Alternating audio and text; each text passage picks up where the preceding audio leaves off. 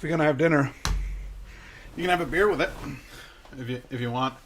If you want to do that kind of thing, if that's the kind of thing that strikes your fancy. So why don't we go ahead and visit our friends at New Belgium? New Belgium. I don't know what happened there. Let's say hi to our friends in New Belgium. New Jesus Christ! I did it again. New Belgium, and we'll have a Voodoo Ranger India Pale Ale. Sweet Lord.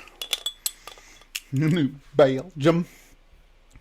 Like the New Belgium happens to be in Carolina. It was what I was watching. No. No.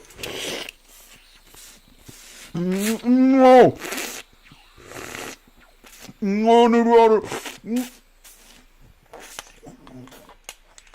No, New Belgium.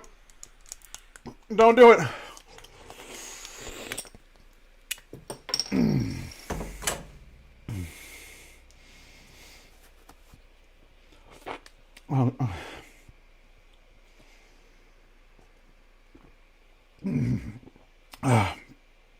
Okay, I'm all right.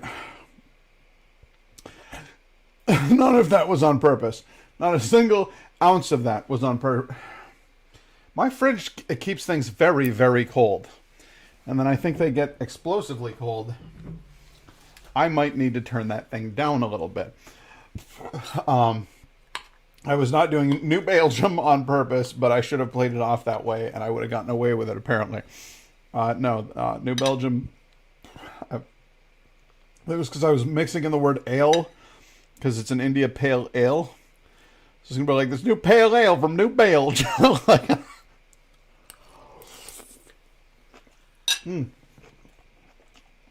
I don't know what happened there. Now that it's settled down a little bit, I'll go ahead and give that a shot. Now, the Voodoo Ranger is kind of like their big line of ales. India Pale Ales, typically. And they've branched out a lot from there. We've tried a whole bunch of the wacky variants on it, but this is the foundation on which all of that is built. And it is hoppy, citrusy, mosaic-y. I'm going to guess that there's mosaic hops in there. It is exactly what you'd be looking for. Oh my god. Well, you want to know what's funny? Is I just looked. Brewed and bottled by New Belgium Brewing, Fort Collins, Colorado, and Asheville, North Carolina. So there's probably some people at this brewery who actually say New Belgium. So there's that. The thing I like about that is that it combines some of the qualities of an India Pale Ale with a brown ale or a nut brown ale. It has these sort of low roasty notes in it that you, with an India Pale Ale at least, I very rarely get those sort of earthy things. I get very hoppy, I get very floral, and I get citrus notes, but it's usually like on the much higher end of, you have to be a synesthetic to get this. And I'm not calling myself one. I'm just saying that you're the rat from Ratatouille. And when you experience flavor, you see colors and you hear music. An India Pale Ale is usually like a high-ended, I want to say maybe a violin accompanied by some flute. And then maybe there's a clarinet in there.